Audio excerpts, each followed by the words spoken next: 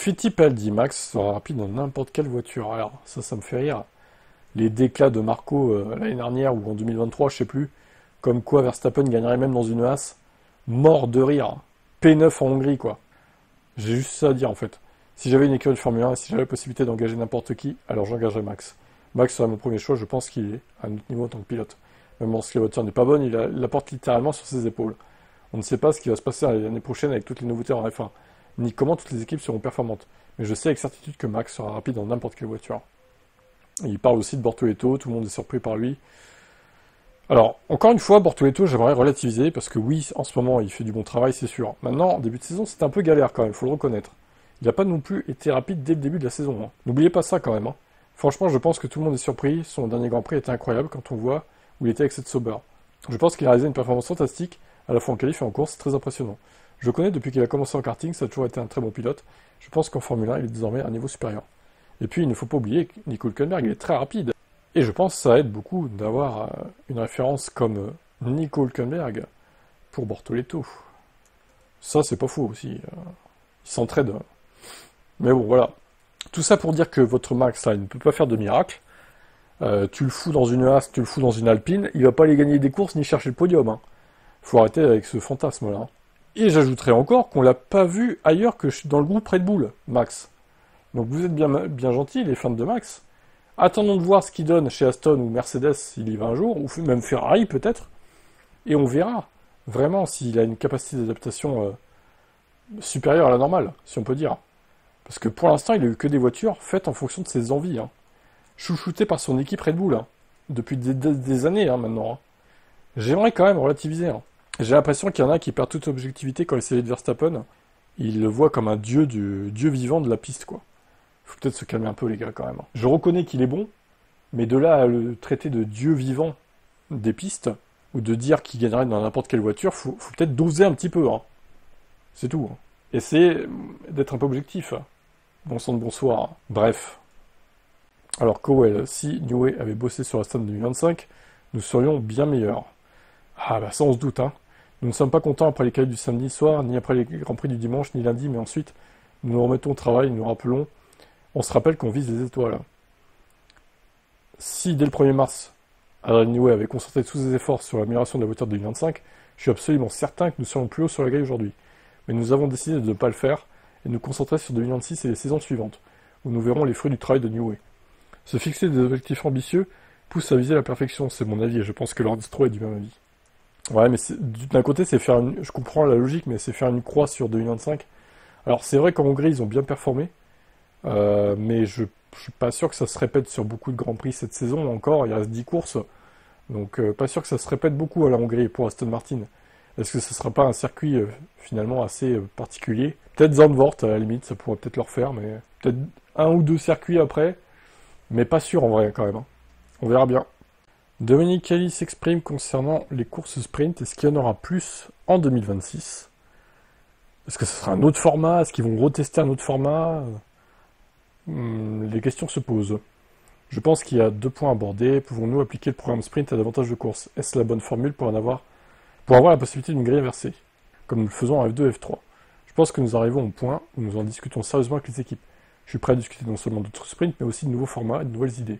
Nous sommes ouverts à tout, et nous écoutons les fans sans craindre de faire des erreurs. Ceux qui pensent ne pas faire d'erreurs ne font pas rien de nouveau. D'un côté, c'est pas faux. C'est en testant des choses que on voit si ça plaît ou pas, quoi. Je pense que les sprints, quel que soit leur format, sont nécessaires et représentent l'avenir.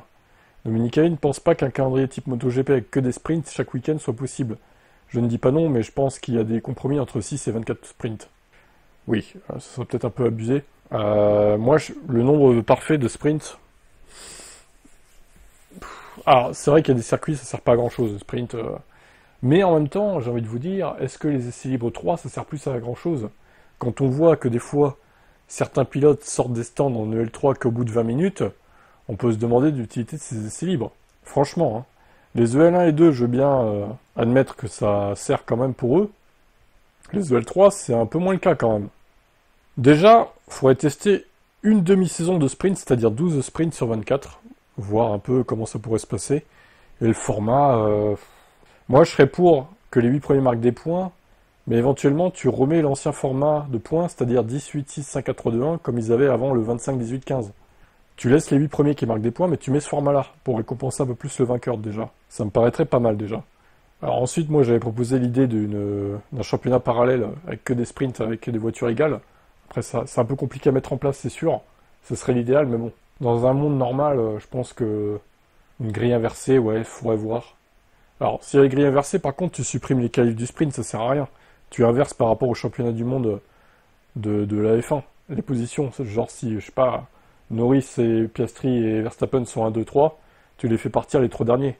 Tu mets 20e Norris, 19 Piastri et 18 Verstappen, quoi. Comme ça, il n'y aurait pas de pilotes qui essaient de gruger les qualifs en essayant de se qualifier dernier. Faut absolument pas qu'il y ait des qualifs s'il y a une grille inversée. Sinon, il y en a qui vont essayer de tricher, c'est sûr. De se faire éliminer en Q1, etc. Bon, on verra bien ce qu'ils décident. J'espère qu'il y aura plus que 6 sprints l'année prochaine. Mais en même temps, j'en doute d'un côté parce que c'est une nouvelle réglementation. Ils vont dire, les équipes vont dire, ouais, mais il nous faut des essais libres en masse pour tester les voitures, etc. Ce qui pourrait s'entendre, hein, c'est sûr. Mais bon, on verra bien ce qu'ils décident. Hein. C'est pas moi qui ai la tête de la F1. Alors, à Dominicali de voir ce qui est le mieux pour son sport. Alors, je vais refaire la vidéo parce qu'il y a toujours des... Bierman, dans 5 ans, je veux me battre pour le titre, déclare le jeune anglais. Ah ouais, t'es chaud toi. Dans 5 ans. Dans 5 ans, il sera peut-être chez Ferrari en vrai. Honnêtement, dans 5 ans, j'espère me battre pour le titre de champion du monde. J'espère pouvoir démontrer que je mérite cette taille, une équipe de haut niveau et montrer de quoi je suis capable. J'ai vécu des moments exceptionnels jusqu'à présent. J'étais vraiment content de mes débuts en Arabie Saoudite, c'est sûr. Mais cette année, on a fait de belles courses. Bahreïn a été fantastique, je me suis battu depuis l'arrière. J'ai réussi à marquer des points. Il y a eu aussi des courses où j'ai le sentiment d'avoir vraiment bien performé. J'ai pas eu l'occasion de le démontrer comme à Monaco et Imola. Jeddah 2024 est sans aucun doute mon meilleur moment jusqu'à présent, mais j'espère qu'il y en aura d'autres. Bah, Jeddah, il était dans la Ferrari, donc forcément, oui, c'était plus facile que dans la Haas, du coup. Je pense que Bierman, ouais, il a un bon futur qui l'attend. Peut-être qu'il jouera le titre, ouais, quand il y aura plus certains pilotes. Bah, au bout d'un moment, il y aura un tri qui va se faire. Il y aura plus Hamilton, il y aura plus Alonso, il y aura plus Hülkenberg aussi. Ça va libérer des places dans des teams potentiellement sympathiques. Donc tous ces jeunes pilotes auront leur chance de montrer de quoi ils sont capables dans les années à venir. Et Bierman en fait partie, je pense. Alors Marco qui nous parle des Racing Bulls et Mercedes, et Antonelli aussi. Alors c'est pas, il m'a confié qu'il n'avait aucune confiance en la voiture et qu'il perdait le contrôle dès qu'il attaquait. Je pense que c'est davantage un problème mental. Leur voiture, comme la nôtre, a une fenêtre de pilotage très critique, et lorsqu'elle est là, elle est beaucoup plus agressive. Ça facilite la tâche d'un pilote expérimenté comme Russell. Je le trouve très rapide, mais encore très jeune. Il a juste besoin de temps pour récupérer, comme ce qui est arrivé à Lawson chez Racing Bull. Heureusement pour nous, Mercedes n'a pas le luxe d'une deuxième équipe. Il y a une différence, nos jeunes pilotes passent par Racing Bulls. Ne sont donc pas immédiatement exposés à la pression de la F1. Nous créons un buzz autour d'eux, avant même qu'ils ne montent au volant d'une F1. Ouais, enfin, vous n'hésitez pas à les rétrograder dès que vous voyez que les résultats suivent pas. Au final, bon, Lawson, ça va qu'il arrive à redresser la barre maintenant chez Racing Bulls. Il est même maintenant régulièrement devant Adjar, ce qui n'était pas le cas au début. Mais voilà. Après, on pourrait dire que Williams, c'est un peu l'équipe B de Mercedes, même si c'est pas très très vrai, c'est pas au point de Red Bull Racing Bulls. Mais bon, il y a un peu de ça quand même.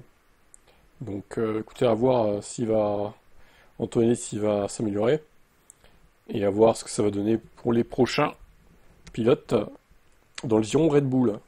Qu'est-ce qu'ils vont décider de mettre comme équipier avec Max en 2026? Vu que Verstappen reste chez Red Bull du coup.